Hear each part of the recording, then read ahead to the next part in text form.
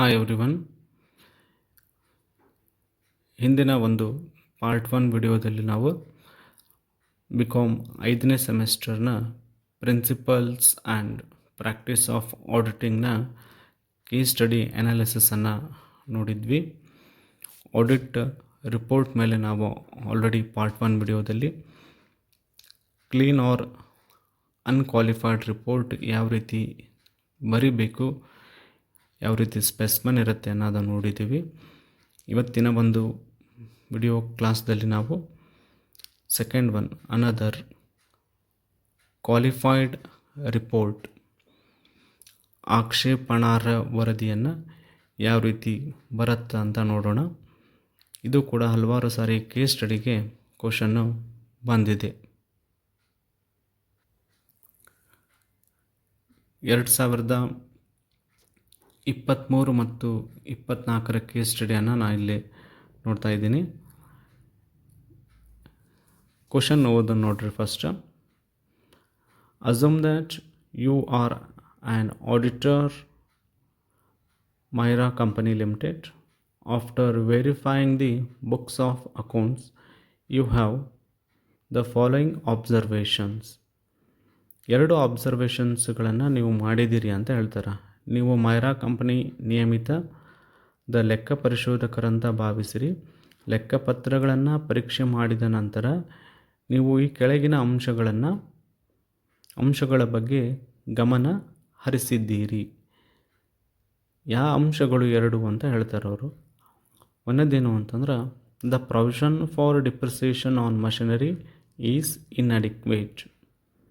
And another one, stock in trade is valued at market price, cost price.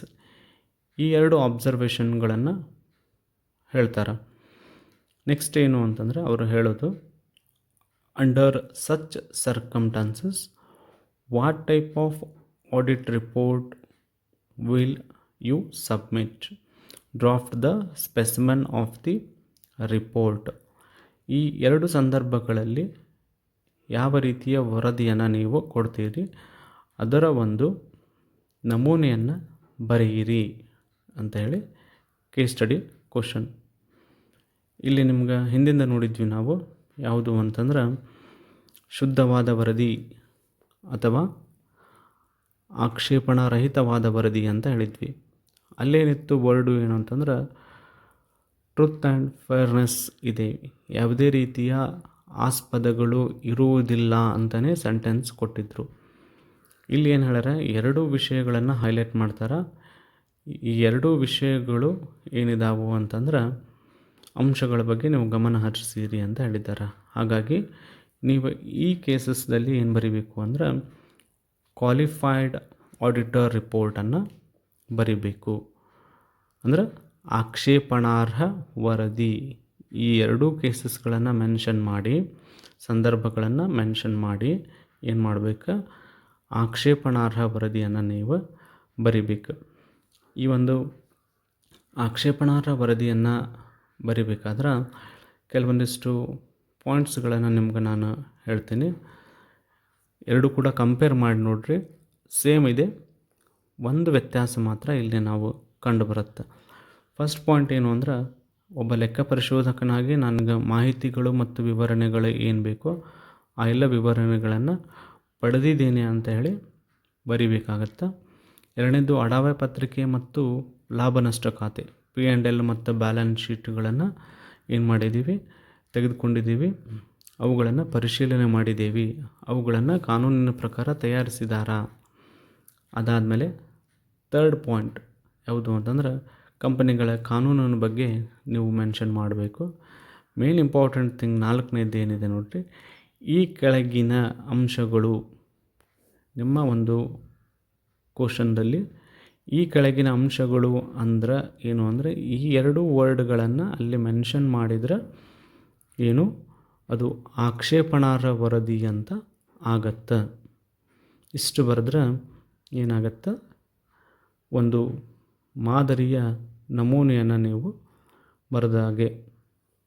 2022ರಲ್ಲಿ ಬಂದಿರುವಂತಹ case study ಮತ್ತೊಂದು, ಇದನ್ನು ನೋಡೋಣ. ಇಲ್ಲಿ ಕೇಳಿರೋದೇನು ಅಂತಂದರೆ as an auditor of XYZ company you have examined the books of accounts, you are satisfied with accounting aspects of the company with the following observations. ನೀವು examination ಮಾಡಿರಿ, satisfaction ಇದೆ ಅಂತ ಹೇಳ್ತಾರೆ. ಅಂಶಗಳು ಏನಿದಾವೆ ಗಮನ ಹರಿಸಿದ್ದೀರಿ. ಆ ಎರಡು ಅಂಶಗಳು ಯಾವುವು ಅಂತ ಹೇಳ್ತಾರೆ. ಫಸ್ಟ್ ಒನ್ ಏನು ಅಂದ್ರೆ, stock in trade is valued at market price which is higher than cost price. ಸ್ಟಾಕನ್ನು ಕಾಸ್ಟ್ ಪ್ರೈಸ್ ಒಳಗೆ ವ್ಯಾಲ್ಯೂಯೇಷನ್ ಮಾಡೋದ್ರ ಬದಲಾಗಿ ಮಾರ್ಕೆಟ್ ಪ್ರೈಸ್ ಒಳಗೆ ವ್ಯಾಲ್ಯೂಯೇಷನ್ ಮಾಡಿರಿ. ಆ ಮಾರ್ಕೆಟ್ ಪ್ರೈಸ್ ಏನಾಗಿದೆ, ಕಾಸ್ಟ್ ಪ್ರೈಸ್ ನೀವು ಖರೀದಿ ಮಾಡೋದಕ್ಕಿಂತ ಬೆಲೆಗಿಂತ ಹೆಚ್ಚಾಗಿದೆ ಅನ್ನುವಂತಹ ಮೊದಲೇದು ಅಬ್ಸರ್ವೇಷನ್. ಎರಡನೇದ್ದು, provision for depreciation on fixed assets are inadequate. ಸ್ಥಿರಾಸ್ತಿಗಳ ಮೇಲೆ ಪೂರೈಸಲಾದಂತಹ ಸವಕಳಿಯ ಮೊತ್ತ ಏನಿಲ್ಲ, ಸಾಕಷ್ಟು ಪ್ರಮಾಣದಲ್ಲಿ ಇರೋದಿಲ್ಲ. ಈ ಮೇಲಿನ ಎರಡು ಅಂಶಗಳನ್ನು ಗಣನೆಗೆ ತೆಗೆದುಕೊಂಡು ಯಾವ ಪ್ರಕಾರದ ಲೆಕ್ಕ ಪರಿಶೋಧನಾ ವರದಿಯನ್ನು ನೀಡುತ್ತೀರಿ, ಅದರ ನಮೂನೆಯನ್ನು ಬರೆಯಿರಿ. ಇಲ್ಲಿಯೂ ಕೂಡ ನೀವು ಎರಡು ಅಬ್ಸರ್ವೇಷನ್ಸ್ಗಳನ್ನು ಅವರು ಮೆನ್ಷನ್ ಮಾಡ್ಯಾರ ಅಂದ್ರೆ ತಿಳ್ಕೊಂಬಿಡ್ರಿ. ಇದು ಕೂಡ ಯಾವುದು, ಕ್ವಾಲಿಫೈಡ್ ರಿಪೋರ್ಟ್, ಆಕ್ಷೇಪಣಾರ್ಹ ವರದಿ. ಯಾವುದಾದ್ರೂ ಸಂದರ್ಭಗಳಲ್ಲಿ ನೀವು ಅಬ್ಸರ್ವೇಷನ್ ಮಾಡಿದ್ದೀರಿ, ಈ ಅಂಶಗಳನ್ನು ನೀವೇನು ಮಾಡಿರಿ, ಗಮನಕ್ಕೆ ಬಂದಿದೆ ಅನ್ನುವಂತಹ ವರ್ಡ್ಗಳನ್ನು ಅವರು ಕೊಟ್ಟರು ಅಂದ್ರೆ ಅದರ ಅರ್ಥ ಯಾವ ವರದಿ, ಆಕ್ಷೇಪಣಾರ್ಹ ವರದಿಯನ್ನು ನೀವು ಬರೀಬೇಕು ಅಂತಲೇ ಅರ್ಥ. ಇದು ಕೂಡ ನೀವೇನು ಆಕ್ಷೇಪಣಾ ರಹಿತ ವರದಿಯನ್ನು ಬರಿತೀರಿ ಅದೇ ರೀತಿಯಲ್ಲಿ ಇರುತ್ತೆ. 4ನೇ ಪಾಯಿಂಟ್ ಮಾತ್ರ ಏನಾಗಬೇಕು, ಚೇಂಜಸ್ ಆಗಬೇಕು. ಒಂದು ಮಾದರಿಯ ನಮೂನೆಯನ್ನು ನಾವು ನೋಡೋಣ.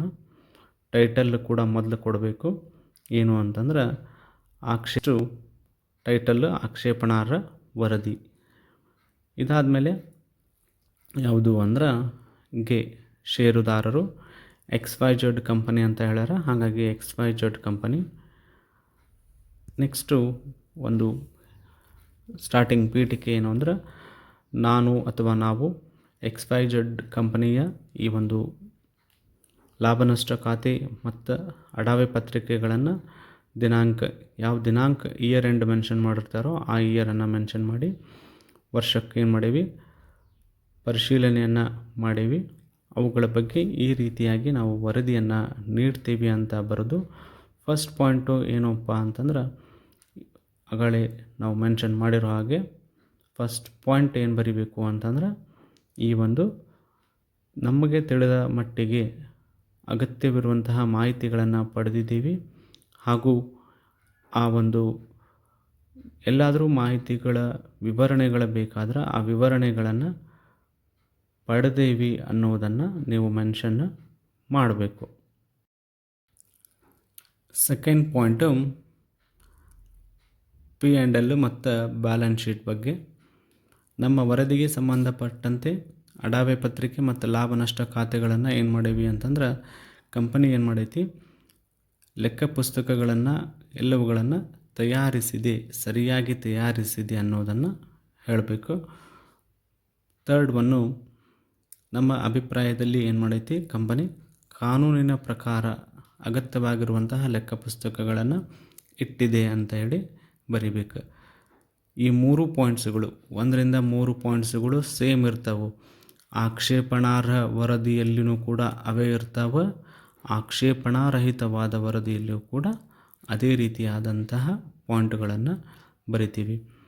4ನೇದರಲ್ಲಿ ಏನಾಗುತ್ತೆ ಅಂದ್ರೆ, ಈ ಕೆಳಗೆ ನಮೂದಿಸಿದ ಒಂದು ಯಾವುದು ಸಂಗತಿಗಳು ಏನಿದಾವೆ ಅವುಗಳನ್ನು ಹೊರತುಪಡಿಸಿ ಏನಾಗೈತಿ, ನಮ್ಮ ಅಭಿಪ್ರಾಯದಲ್ಲಿ ನಮಗೆ ತಿಳಿದ ಮಟ್ಟಿಗೆ ಹಾಗೂ ಅವರು ಒದಗಿಸಿದಂತಹ ಮಾಹಿತಿ ಮತ್ತು ನಮಗೇನಾದರೂ ವಿವರಣೆಗಳು ಬೇಕಾದ್ರೆ ವಿವರಣೆಗಳನ್ನು ಪಡೆದುಕೊಂಡದ ಆಧಾರದ ಮೇಲೆ ಏನಾಗೈತಿ, ಕಾನೂನಿನ ಪ್ರಕಾರ ಮಾಹಿತಿಗಳನ್ನು ನಾವೇನು ಪಡೆದಿದ್ದೀವಿ ಅವುಗಳು ಎಲ್ಲವೂ ಕೂಡ ಏನಿದಾವೆ, ಸರಿಯಾಗಿದ್ದಾವೆ.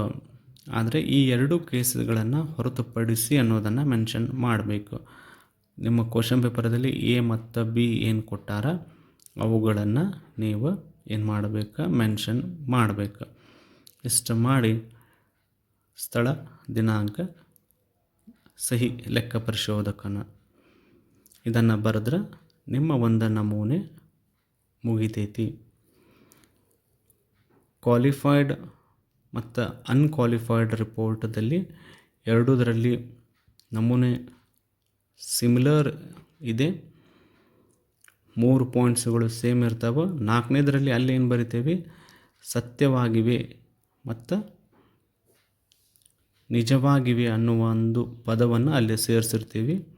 ಇಲ್ಲಿ ಏನಾಗ್ತೀವಿ, ಈ ಎರಡೂ ಅಂಶಗಳನ್ನು ಹೊರತುಪಡಿಸಿ ಏನಿದಾವೆ ಎಲ್ಲವೂ ಕೂಡ ಸರಿಯಾಗಿದೆ ಅನ್ನೋದನ್ನು ನೀವು ಮೆನ್ಷನ್ನು ಮಾಡಿರ್ತೀರಿ. ನೆಕ್ಸ್ಟು ವಿಡಿಯೋದಲ್ಲಿ ಇನ್ನೂ 2 ರೀತಿಯಾದಂತಹ ಕೇಸ್ ಸ್ಟಡೀಸ್ಗಳನ್ನು ನೀವು ಯಾವ ರೀತಿ ಆನ್ಸರ್ ಮಾಡಬಹುದು ಅನ್ನೋದನ್ನು ನೋಡೋಣ. Thank you.